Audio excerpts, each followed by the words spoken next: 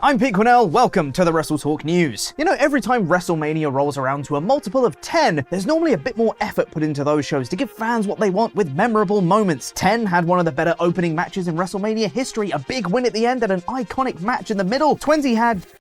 well, at the time it was feel good. 30 obviously had the story of Daniel Bryan, and now next year we've got WrestleMania 40. In Roman numerals, it's even XL. WrestleMania Extra Large. What huge, amazing match could they have lined up for next year? Hulk Hogan versus Shane McMahon. Obviously. Hulk Hogan appeared on the MMA Hour with Ariel Helwani, where he said that prior to WrestleMania 39, Shane McMahon contacted him to ask him if he had one more match in his body. Unfortunately, or fortunately, depending on your viewpoint, Hogan said his back isn't what it used to be because, you know, he's like 70 years old. Backs are hard to maintain, but he should probably get some tips from Raquel Rodriguez. But unfortunately, or fortunately, depending on your viewpoint, Hogan then said he's hoping to be ready for a retirement match next year. So if all the stars align, we've got ourselves a Mania main event right there, brother. Apparently Shane told him that he doesn't need to bump. Shane can just run at him and bump for him. And honestly, that sounds absolutely hilarious. I'd love to see it. Went so well last time. It was so well last time. Our actual top story today is, of course, that AEW Collision's debut show was confirmed to be in the United Center in Chicago on last night's Dynamite, which all but confirms that Chicken McNugget Punk will be in attendance for the show already. If we ever needed more confirmation, though, Dave Meltzer has weighed in to say that Punk will absolutely be there, noting that there was a final meeting between Punk and Tony Khan that went well, and that there are a number of other issues worked out, including an agreement that nobody will speak publicly on the brawl after All Out last year. Sounds very secretive. Nobody will speak publicly on it, like it's Voldemort or something, the PPV who shall not be named. This would obviously include a resolution regarding Ace Steel, who was reportedly the sticking point in their discussions up to this point, who Meltzer reports has been under a deal for many weeks and that he will be working from home as part of the arrangement. There was also the report recently of Punk being served legal documents with the implication that if Punk didn't go along with AEW's demands, then they would pursue further action. Fightful Select has spoken on this report since, with their report noting that some documents were sent to Punk to be signed. But while the exact nature of the documents may be unclear, there was reportedly an indication that covered speaking about certain subjects, disparagement clauses, and ensuring he appears at scheduled television dates, largely to protect AEW in several situations. Meanwhile, in WWE, there might be some talent cuts coming soon. Fun! A source has reportedly told WrestleVotes that there is set to be a minor batch of releases prior to July 1st, which coincidentally is the same date as Money in the Bank. Fightful Select has noted in addition to this that as of WrestleMania weekend, Nick Khan reportedly told the WWE roster that they didn't plan on making any cuts to their on-screen talent. Of course, that was at the start of April, so things could have changed since then. And that doesn't include the reported cuts to employees that are set to come about courtesy of the merger with UFC under Endeavor. Stay tuned for more. And now before we head to Ollie, we've got a special message from Turbo Jack. Good luck. Our name is Wrestler Turbo Jack, and before we get on with the rest of the video, I just want to say a big thank you to all WrestleTalk's pledge hammers on Patreon. So thank you, the Redacted One, Jake, the Kessel Run, DX Solo, Double L, Liam Leonard, Mad Mac, the Meat Valley, Have an Archie Bargy, Ryan, Disco, Stuart, Thomas, the Prize Hooker, Solar's Adam. Well, it's Aiden Rockwell, the Machine Gun, Alex Anderson, the Roller Coaster, Robert Acosta, and the Venerable Jesse Venable. If you want to shout out, go to patreon.com/WrestleTalk, where there's loads more exclusive content, like podcasts and longer versions of shows that we make, as well as anything else on Parts Unknown.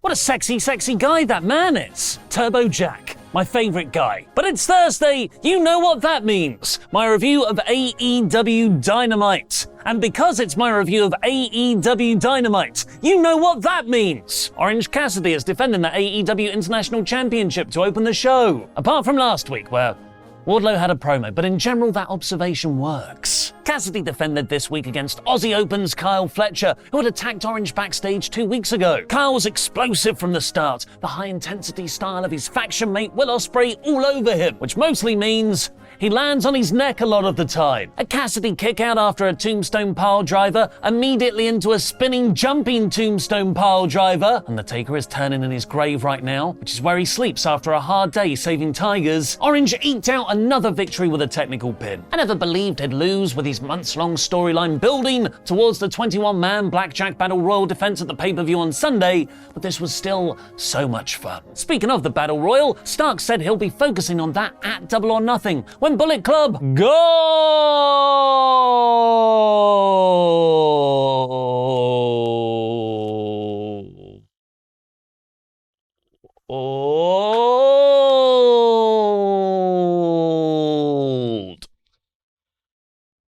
Attacked him. FTR cut an in-ring promo on Team TNA, calling them just a bunch of rejects from TNA, and even suggesting Dixie Carter could be the next All Elite signing. Don't speak these things into existence, Dax! Mark Briscoe came down, rightfully wanting an answer on how Dax was able to execute a perfect pile driver on him while blinded last week, and wouldn't accept Harwood's apology, slapping him in the face. He wasn't on Team TNA's side either, hilariously pushing each member as he walked up the ramp, including Sell of the Night from Jeff Jarrett. Only he could have sold gold as well as wrestling moves. And confronted his boy Jay Lethal at the top, saying he's getting tired of this bull S word, neatly keeping Mark's special guest referee allegiances a mystery. The House of Black then defended their trios titles against AR Fox, Metalik and Blake Christian, with the opponent's chosen rule being one man in, one man out tag rules. No, not the entry policy for your local nightclub, too many men, too many men, too many men, but a tactical use of lucha libre conditions. Another important addition was a speckled lighting effect on the crowd, rather than plunging the entire audience into darkness, which had received criticism in the first open house match. I like both, but it's nice to see a company listen to its fans. Totally unrelated, how about that Support WrestleTalk bumper at the start of this video, by the way? Well, yeah.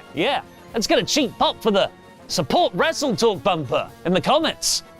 The House of Black looked awesome, making the most of the no rope breaks rule and winning via triple submission. I'm really enjoying the open house presentation. It makes House of Black feel distinctly special from the rest of the card, like they have their own pocket dimension within AEW. MJF cut an in-ring promo building up the rest of his Four Pillars opponents while also saying he's better than them, but he's bored of the competition AEW has to offer now, and he brought up his contract expiration date again. Now we're 6 months away from the deal, he definitely hasn't re-signed.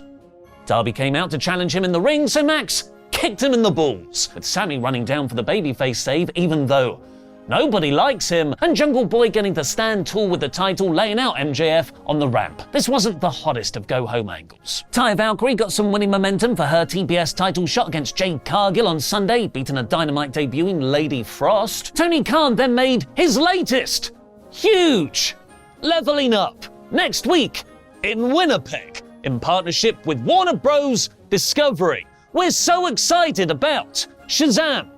Fury of the Gods announcement. I'm being glib, but my heart was genuinely in my throat as he was re-going over all the Collision venues he'd already announced, like Regina, South Carolina, real place. When he revealed the first episode will take place at the United Center in Chicago. I cheered, the crowd cheered, and they also booed. Now we know CM Punk is all but returning, we can finally move on to the next part of that problem. What if half your audience don't want him to? But let's not get carried away. There's only one man who can truly confirm if CM Punk 100% has returned to AEW. WrestleTalk CM Punk return correspondent, Brian Children. Brian, has CM Punk returned to wrestling? No.